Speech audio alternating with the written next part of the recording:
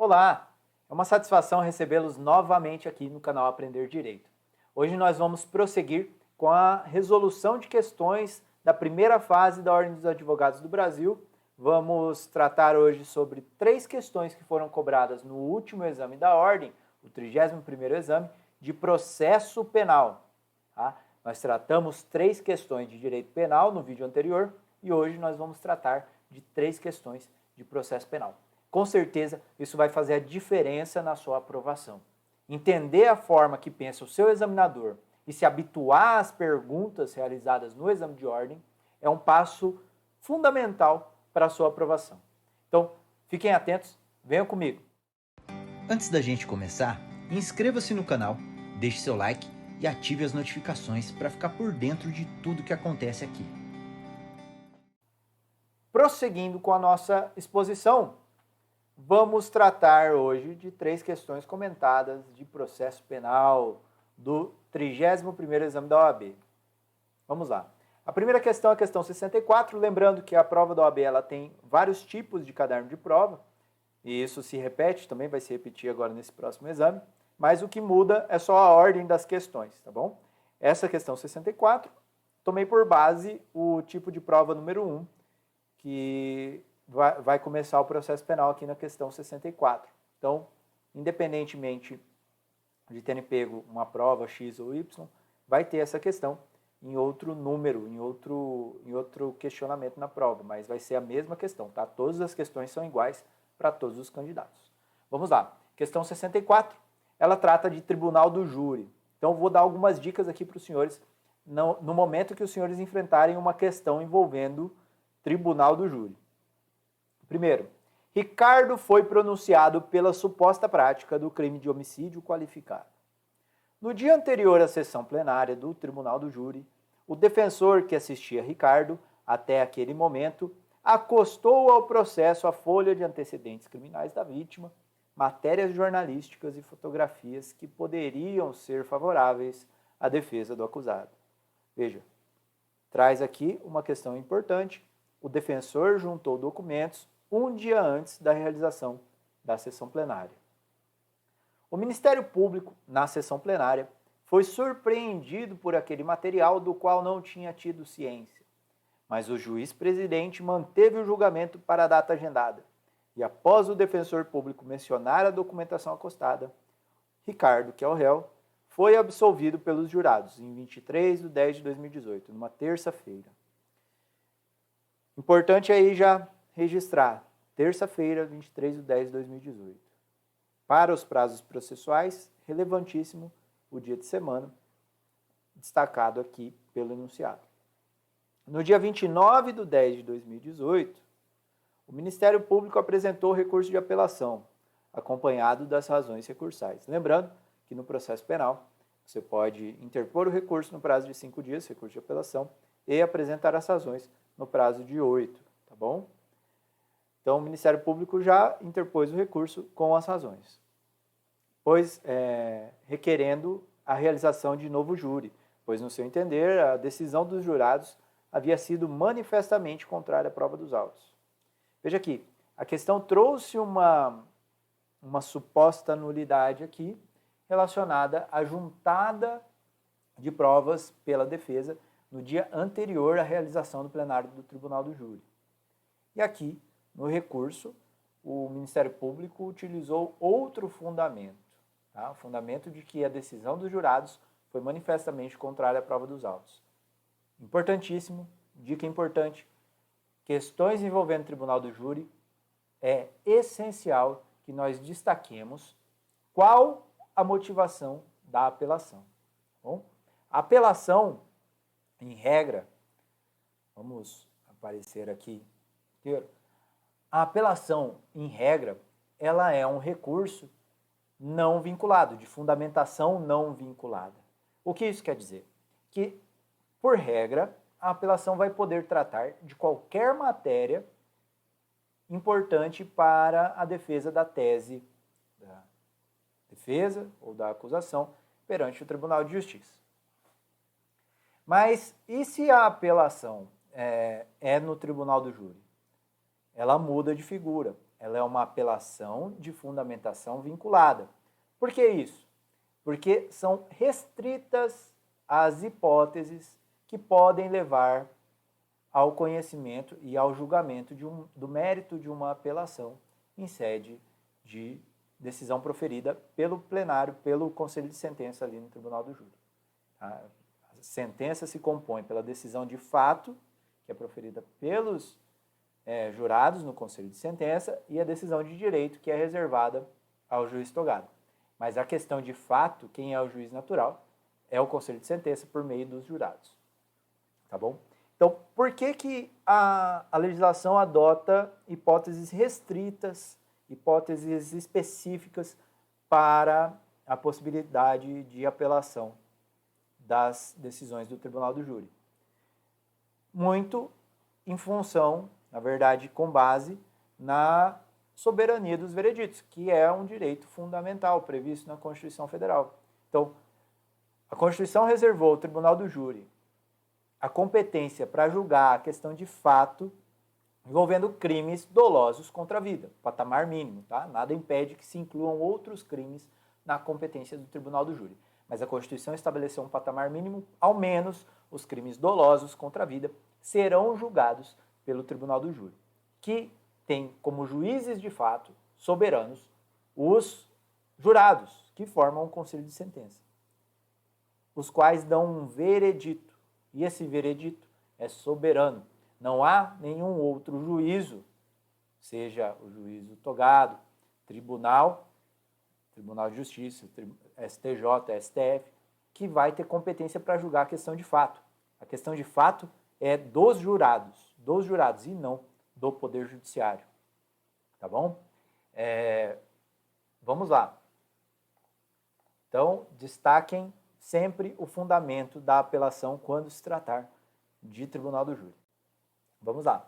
O Tribunal de Justiça conheceu do recurso interposto e anulou o julgamento realizado, determinando nova sessão plenária, sob o fundamento de que a defesa se utilizou em plenário de documentos acostados fora do prazo permitido pela lei. Peraí, o Ministério Público não argumentou isso.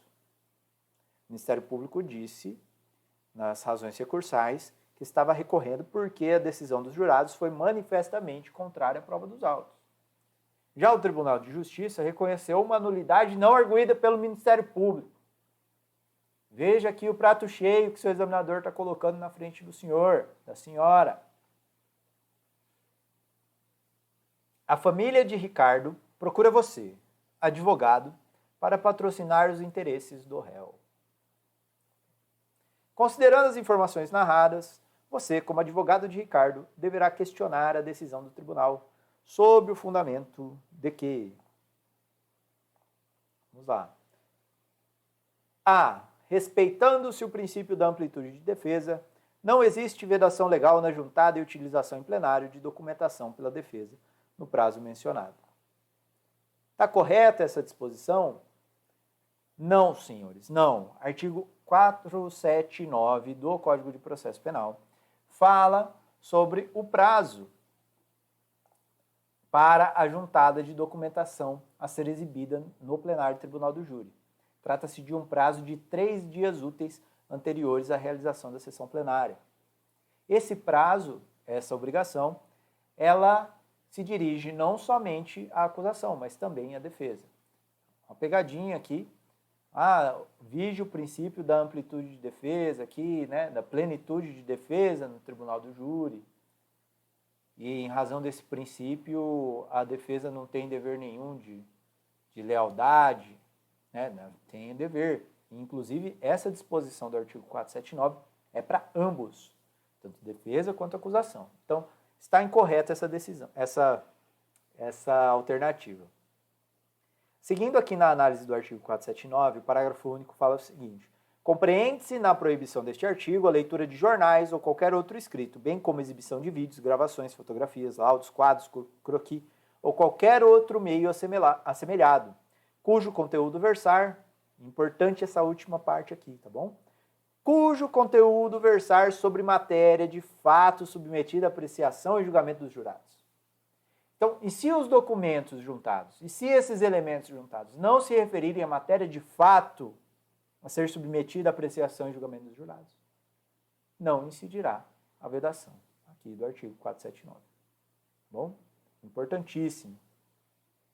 Levem isso para os senhores. Seguindo, já descartamos aqui a alternativa A. Alternativa B. Diante da nulidade reconhecida, caberia ao Tribunal de Justiça realizar diretamente novo julgamento e não submeter o réu a novo julgamento pelo Tribunal do Júri. Nós vimos aqui que o recurso do Ministério Público foi porque entendeu que os jurados julgaram de forma manifestamente contrária à prova dos autos. Nesse caso, senhores, incide o disposto no artigo 593, parágrafo 3º do CPP, que diz o seguinte: se a apelação se fundar no número 3, no inciso 3D do artigo 593, que permite a apelação no caso de julgamento dos jurados contrariamente, manifestamente contrário à prova dos autos, então a apelação é uma das hipóteses previstas aqui, artigo 593, inciso 3, a linha D, prevê essa hipótese de apelação da sentença no Tribunal do Júri. Então, se fundar a apelação nesse dispositivo, o tribunal ele deve sujeitar o réu a novo julgamento. Tá? O tribunal não pode julgar o processo. Não porque, acabei de falar, soberania dos vereditos. Quem é o juiz natural da questão de fato é o Conselho de Sentença. A Constituição Federal determina que é o Conselho de Sentença que vai julgar. Não é o juiz togado, não é o Tribunal de Justiça, não é o STJ, não é o STF. Questão de fato é restrita ao cidadão, à população ali convocada para exercer o munus público de jurado. Tá bom? Então, no caso aqui da alternativa, diz que o tribunal deveria realizar o novo julgamento e não submeter o réu a novo julgamento pelo júri. Errado, tá bom?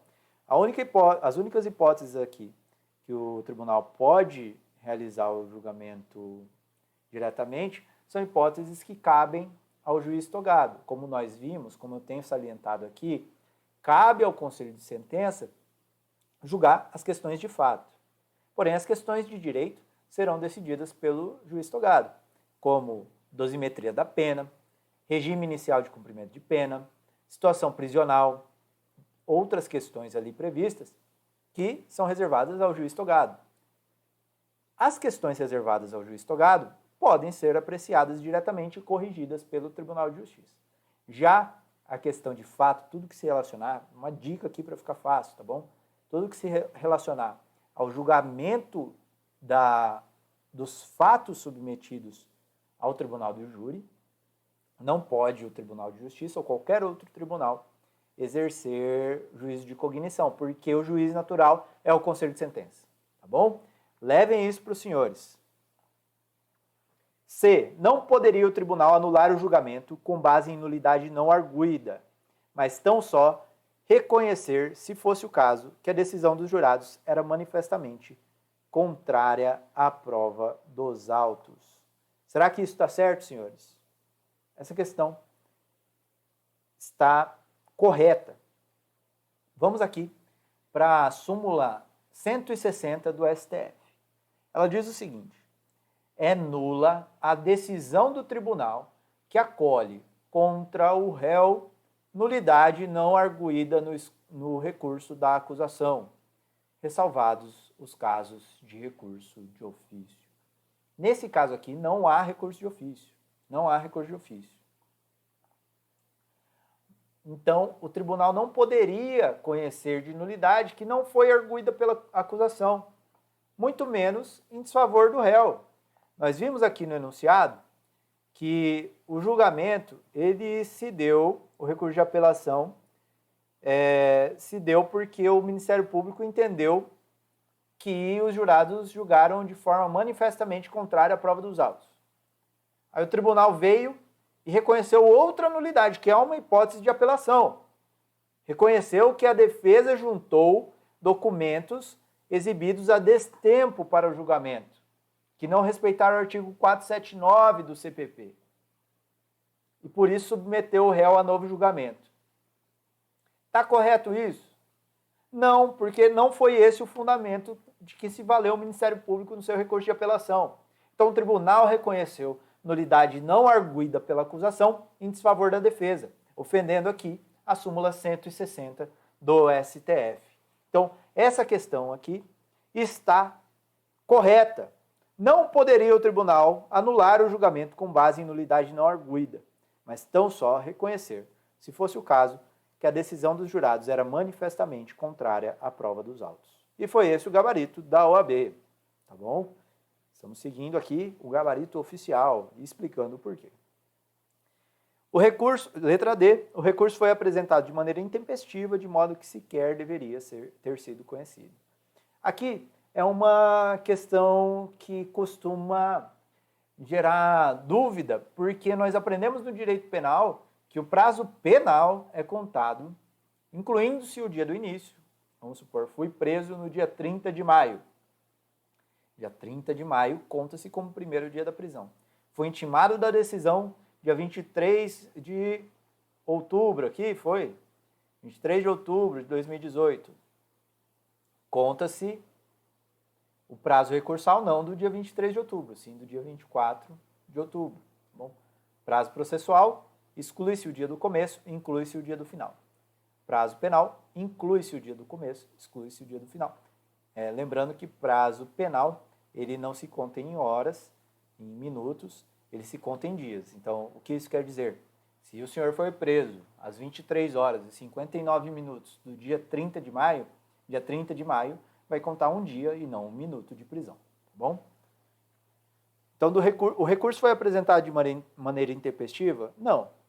Nós vimos aqui que a decisão foi proferida no dia 23 de outubro de 2018 e o recurso foi apresentado dia 29 de outubro de 2018, uma segunda-feira. 23 de outubro, terça-feira, começa-se a contar o prazo na quarta, então quarta, quinta, sexta, sábado, domingo. Mas domingo não tem expediente, prorroga-se o vencimento do prazo recursal para o primeiro dia útil subsequente, que seria na segunda-feira, dia 29.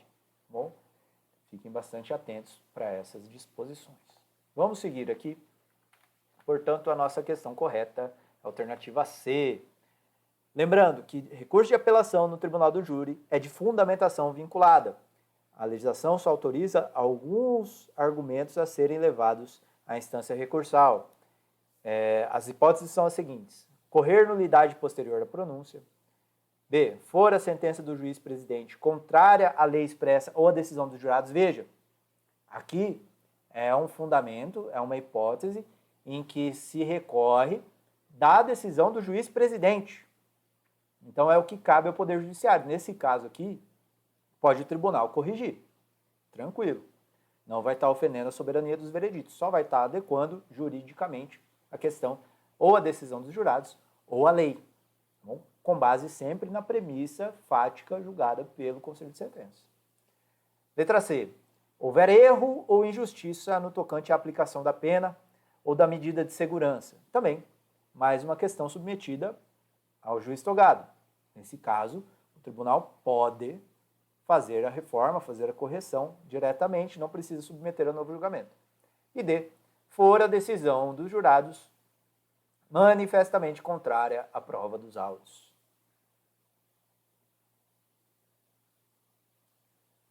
Então, eram essas as considerações aqui para a questão 64. Já falei aqui que, em regra, a apelação é de fundamentação livre e já nos recursos de fundamentação vinculada, apenas algumas matérias podem ser submetidas ao exame recursal, que é a hipótese da apelação das decisões proferidas no Tribunal do Júri.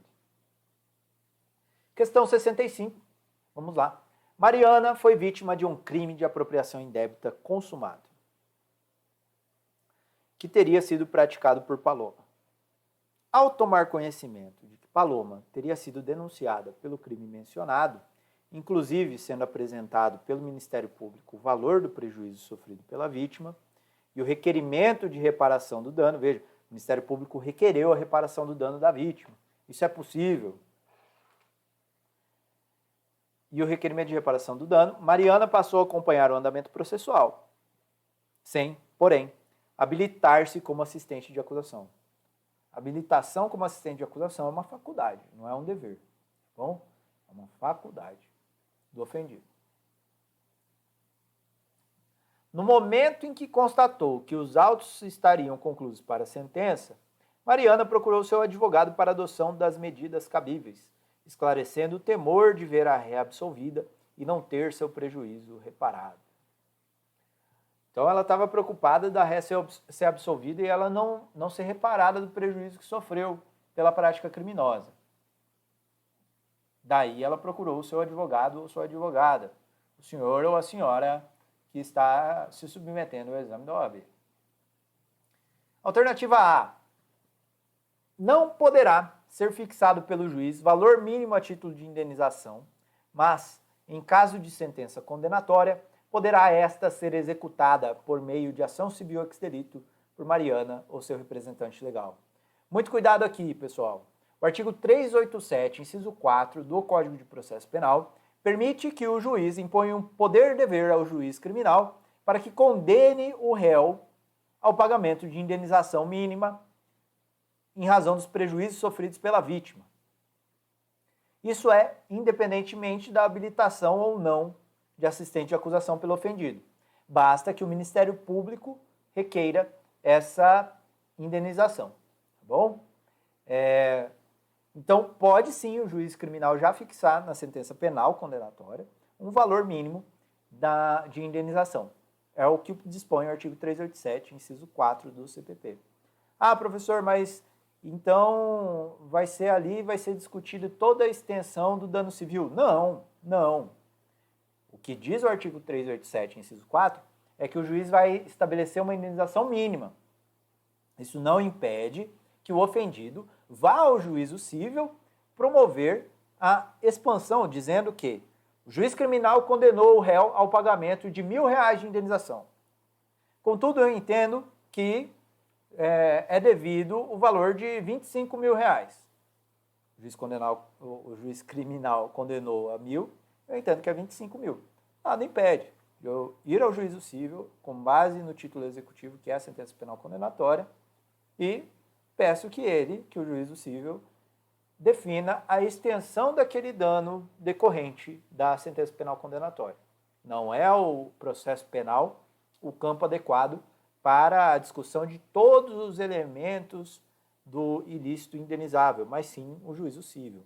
Porém, há essa possibilidade, já adiantando a prestação jurisdicional, com eficiência da tutela, em favor da vítima, privilegiando o papel da vítima no processo penal, já uma sentença condenatória, que vai poder gerar para o ofendido uma vasta gama de medidas cautelares assecuratórias, que nós podemos ver em uma outra oportunidade. Letra B. Poderá ser apresentado recurso de apelação diante de eventual sentença absolutória e omissão do Ministério Público por parte de Mariana, por meio de seu patrono, ainda que não seja, no momento da sentença, habilitada como assistente de acusação. Será que está certa essa questão? Vamos lá para a próxima. Alternativa C. Poderá ser fixado pelo juiz valor a título de indenização em caso de sentença condenatória, não podendo a ofendida, porém, nesta hipótese, buscar a apuração do dano efetivamente sofrido perante o juízo cível. Acabei de falar aqui para os senhores. É totalmente possível que o ofendido vá ao juízo cível buscar uma extensão maior da reparação de danos reconhecida pelo juízo criminal.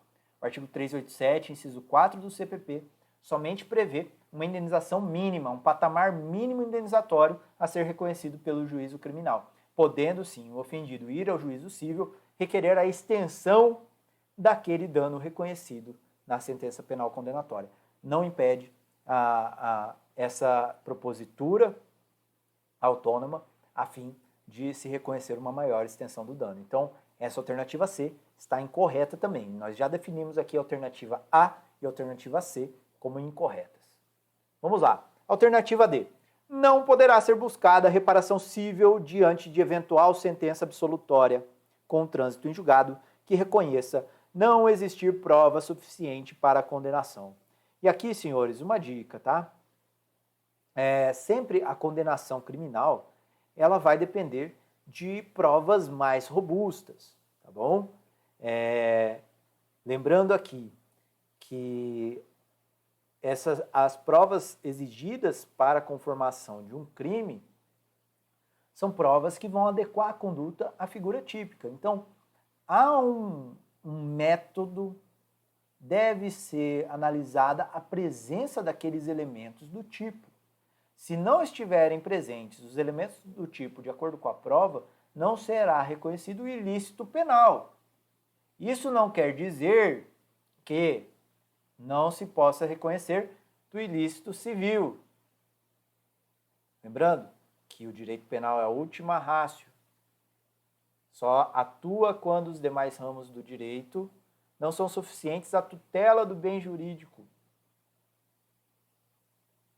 De modo que a prova penal, ela deve ser muito mais robusta para lastrear um juízo condenatório, diferentemente do juízo civil, que pode gerar uma condenação com provas, presunções e etc.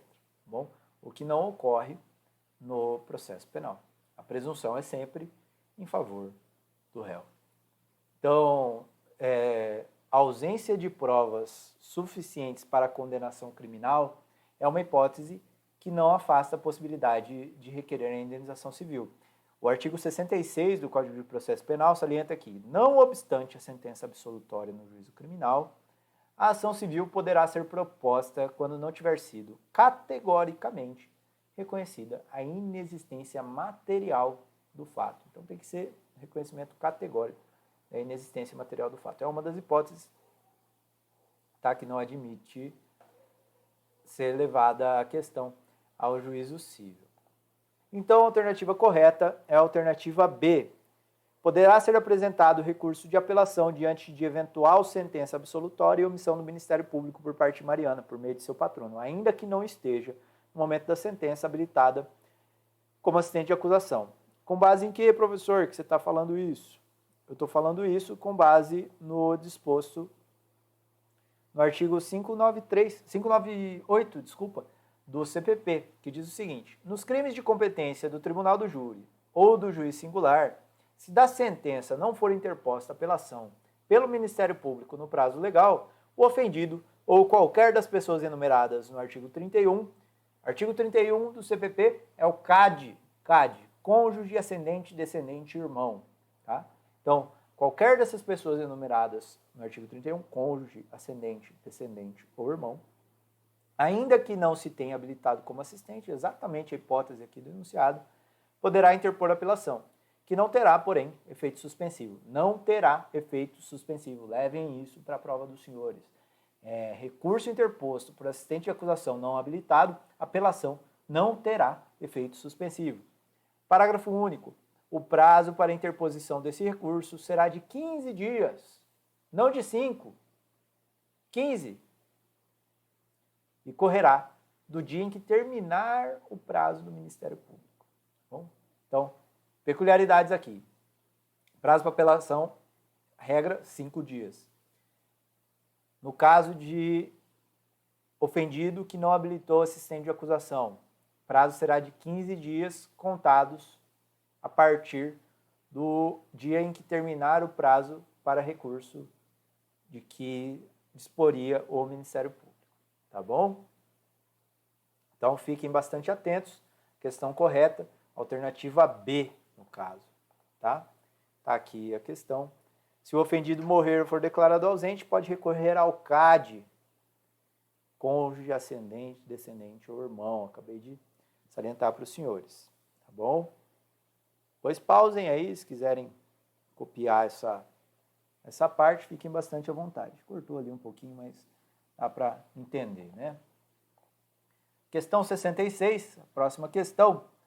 Durante escuta telefônica devidamente deferida para investigar a organização criminosa destinada ao contrabando de armas, policiais obtiveram informação de que Marcelo receberia, naquele dia, grande quantidade de armamento, que seria depois repassada a Daniel, chefe da sua facção.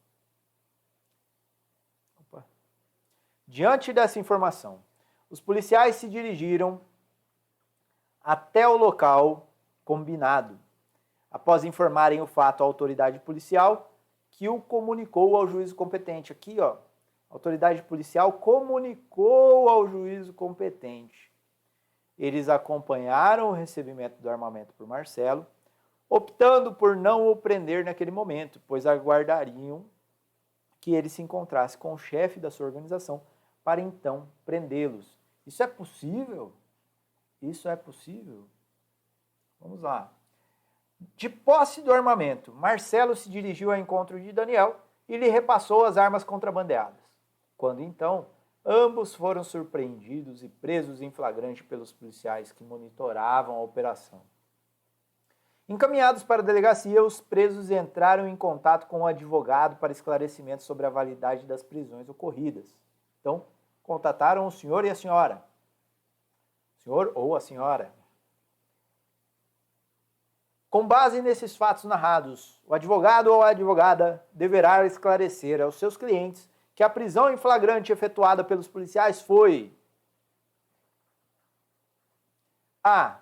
Ilegal, por se tratar de flagrante esperado. E aí, pessoal, flagrante esperado é ilegal? Polícia definindo aqui flagrante esperado. Flagrante esperado é aquele em que a autoridade policial tem conhecimento de que ocorrerá uma prática delituosa e aguarda a consumação do delito para efetuar a prisão. Veja que no flagrante esperado, a autoridade policial não induz a prática de nenhum crime. Ela apenas sabe, tem conhecimento prévio e aguarda a prática daquele crime. O que não ocorre no caso de outra espécie de flagrante que nós vamos falar aqui, que é o flagrante preparado. Então, o flagrante esperado, não há nenhuma influência externa no ânimo do agente que está cometendo o crime para que ele assim o faça, para que ele cometa o delito. Já no flagrante preparado, a autoridade ela induz o agente à prática de um delito. E esse é ilegal. O flagrante esperado não é ilegal. Essa alternativa A está incorreta. Não confundam, então, flagrante esperado com flagrante preparado. Flagrante esperado é lícito, flagrante preparado é ilícito. Legal, restando configurado o flagrante preparado. Bom, flagrante preparado é ilícito, tá? Nós vamos ver aqui, inclusive, a disposição da súmula 145 do STF. Não há crime quando a preparação do flagrante pela polícia torna impossível a sua consumação. Tá bom? A polícia prepara o aparato para que o agente cometa crime e para prendê-lo. Há um induzimento. Então, o fato é considerado ilícito, inclusive há enunciado na súmula do STF, esse enunciado 145 da súmula do STF.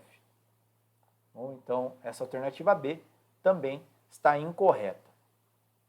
C. Legal, tratando-se de flagrante retardado. Vamos passar para D. Ilegal, pois a conduta dos policiais dependeria de prévia autorização judicial. Depende de prévia autorização judicial aqui? Vamos lá, vamos ver.